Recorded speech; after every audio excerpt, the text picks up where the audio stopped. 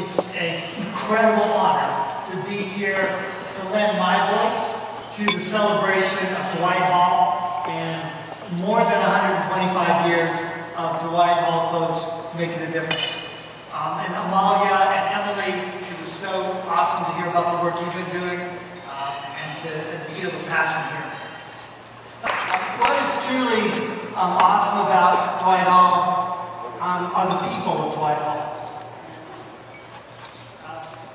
Wanted to give a chance to acknowledge everybody there. I also want to acknowledge a very special person who's here tonight. The man who gave me the foundation for being a man. My dad, who is here. Raise your hand.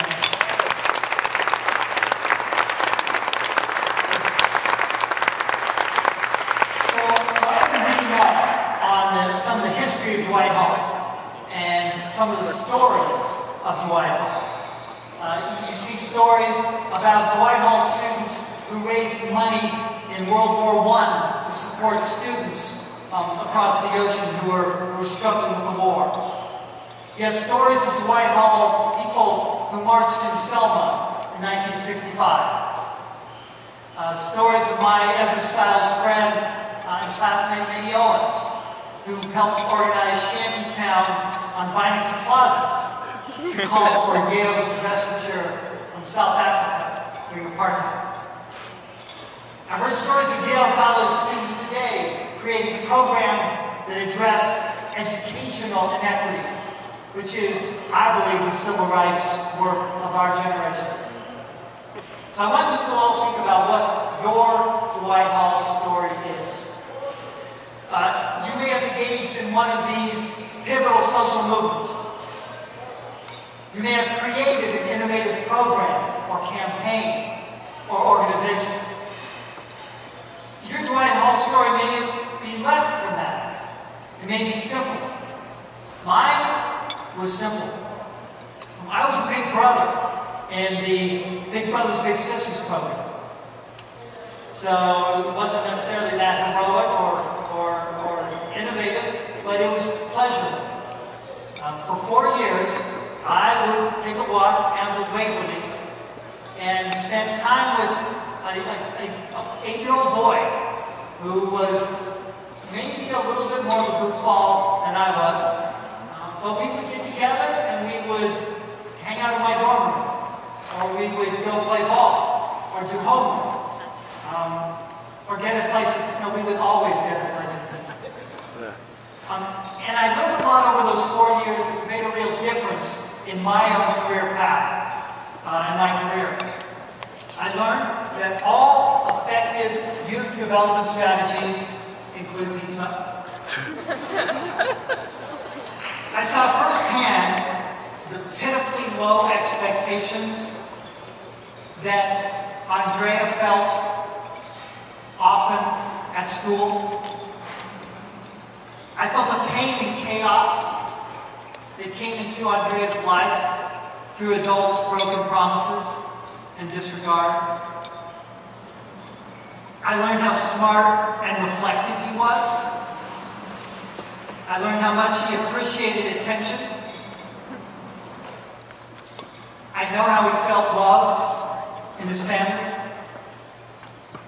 I saw how he rose to the challenge and pushed on homework and school projects. And I marveled at his resilience.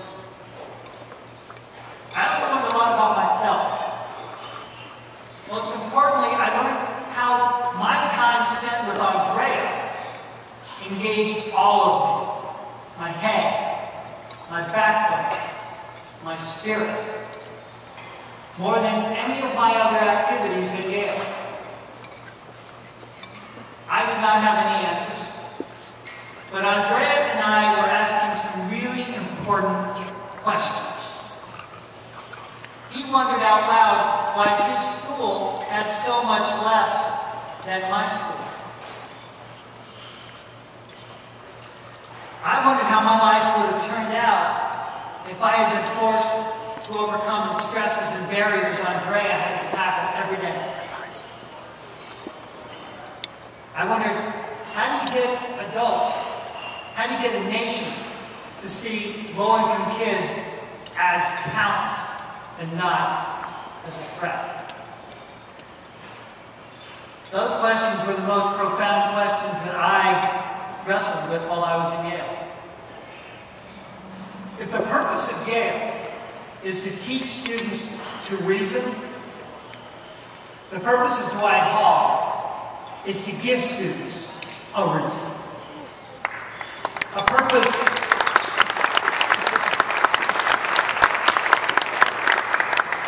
bigger than ourselves that stirs us through our passion, our outrage, our faith to act. I believe that when we as human beings tackle the injustices holding down our brothers and sisters, we gain a reason to be that humbles even the greatest fame and wealth. When Secretary Clinton served as senator, she was asked how she withstood all the political pressure and attacks and media scrutiny. And she said, and I'm paraphrasing here, that you can weather the storm if you keep your eyes on the greater purpose that you're fighting for and not on yourself. Dwight Hall gives Yale students a reason, and that reason fuels us for our lives, whether our eventual vocation is in business or social change, academia or politics. My time with Andrea, my Dwight Hall story, fed me a purpose that has burned in me ever since to help me help young people tap their power. Now, I have had the blessing to stay friends with Andrea over the years. He's now a grown man, and he is a friend to my wife, Laura, and to my kids. He has served our nation in 2 tours of duty in Afghanistan and Iraq. And he is now back home in New Haven and has joined us tonight. So I would like to acknowledge my little brother, my friend, Andrea Maluzzi, and salute him for his service.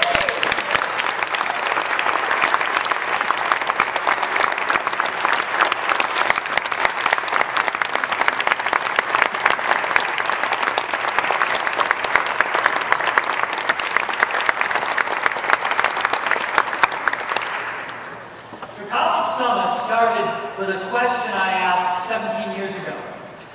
In the early 1990s, I spent 5 years running an after-school education center in the basement of a low-income housing development in Washington. Progress was not quick. For the first 2 years, the students trained me much more than I trained them. I tried every approach I could think of, and progress wasn't quick. But then I asked a different question. Who's most influential to a 17-year-old? It's certainly not their teen center director. It's not their teachers. Sometimes it's mom. But it's always their peers. And for nearly 2 decades, College Summit has helped high schools and high school educators raise their students' college-going and college persistence rates by tapping the power of peer influence. We do 2 things. We help the schools identify the most influential students in school, and we train them through a 4-day residential program on college campuses, including Yale, to go back into the school and bring higher expectations and college-going know-how peer-to-peer. And then we equip the educators in the schools with a college and career planning course so that all the students can start 9th grade and think about what's that career, what's that lifestyle, what's that college I want, and what are the choices I need to make along the way to be on that track. We've seen our schools on average increase college enrollment rate by 20% over baseline, and their college persistence rate has been 75%, which matches the rate for students from all income levels in the U.S. We do work, as Johnny said, with 50,000 students around the country, in Miami, in New York, in Oakland, LA, in West Virginia, and I'm really excited to say that in a little over a month, the Yale Alumni Service Corps is going to run its first domestic project in West Virginia with close to 50 Yale alumni volunteering at college summer workshops in cold counties in West Virginia.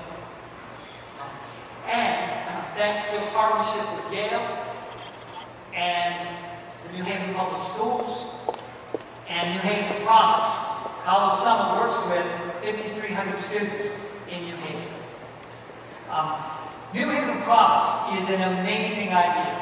It's a commitment on the part of the mayor, on the part of Yale University, on the part of Dr. Mayo and the New Haven Public Schools, and the Community Foundation for Greater New Haven to fund college tuition and provide supports for every graduate of the New Haven Public Schools who gets a B average.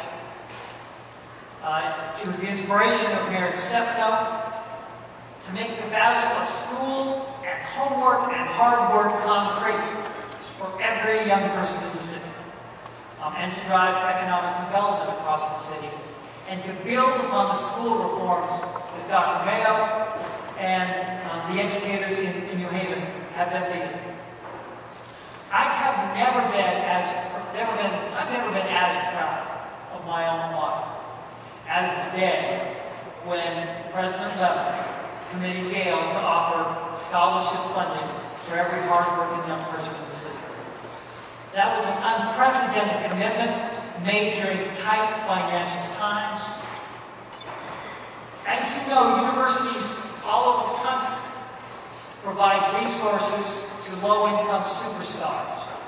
It's a short-term recruitment strategy. Yale alone commits to all kids citywide.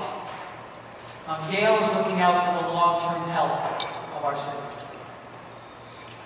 And as a Yale graduate and former New Havenite, it was personally gratifying that the mayor and President Levin and Superintendent Mayo asked College Summit to join the cause and partner with New Haven Promise. And what our job is to help every student get the support so that as they start in 9th grade and move through high school, they get the message and support from peers and teachers to take the right courses, match with the right colleges, and fill out their applications. I do want to say it's just exciting to be able to acknowledge the Executive Director of New Haven Promise, who is a Yale College graduate, class of 82. And an education innovator and a leader in our city. Patricia Melton, would you stand up, please?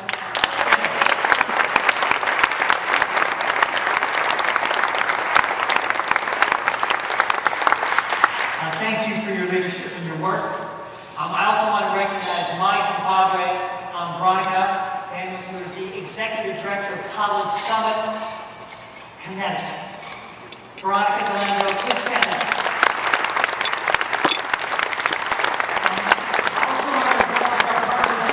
Public Schools. Dr. Mayo, please stand up. Thank you for your leadership.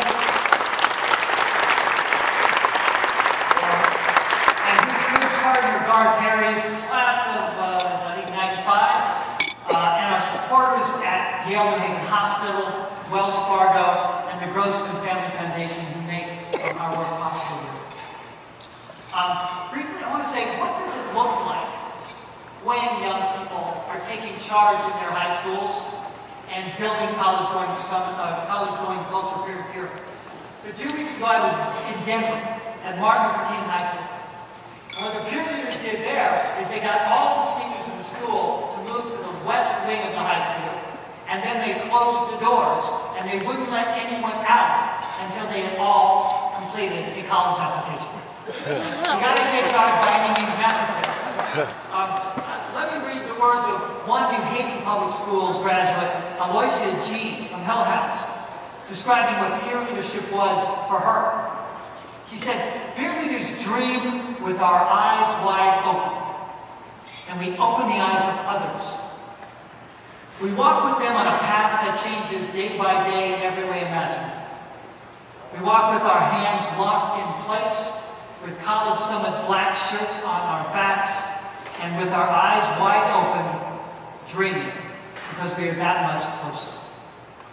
Aloysia is now at Georgetown University. The reason the College Summit works is the same reason that Dwight Hall works. It's student-driven. Other leading universities have taken a different approach to community engagement. At those universities, the student outreach centers house professionally driven and run nonprofit organizations that enlist students. That approach has its strengths because the programs are professionally run, their organizations are strong on consistency and continuity. In contrast, at Yale, because Dwight Hall is student-run, Yale students create lots of programs and campaigns. Some are inspired, some are maybe not as inspired. Some last, some don't. But the important point is that Dwight Hall incubates social entrepreneurs who are learning how to tackle our cities and our world's toughest challenges personally, learning to design, to build, to fail, to improve. In my work, I've had the privilege, and I have the privilege, of working with some of our nation's leading social entrepreneurs who grew out of Yale. Aaron Lieberman of Jumpstart, David Levin of KIP, Stefan Pryor and Daisha Toll of Achievement First, Paul Rice of Fair Trade, just to name a few. Tonight, as we salute Dwight Hall's 125 years of action, it is essential that we all commit ourselves to do our part to ensure another vital 125 years of Dwight Hall. Because every Yale student needs a reason, and our city and our world need Yale to produce social entrepreneurs. Let me close with a quote from George Bernard Shaw that expresses for me of Dwight Hall. This is the true joy of life, the being used up for a purpose recognized by yourself as a mighty one. Being a force of nature instead of a feverish, selfish little clod of ailments and grievances, complaining that the world will not devote itself to making you happy. I am of the opinion that my life belongs to the community. And as long as I live, it is my privilege to do for it whatever I can. I want to be thoroughly used up when I die, for the harder I work, the more I live. Life is no brief candle for me. It is a sort of splendid torch, which I have got hold of for a moment. And I want to make it burn as brightly as possible before handing it on to future generations. Thank you, and cheers to Dwight Hall.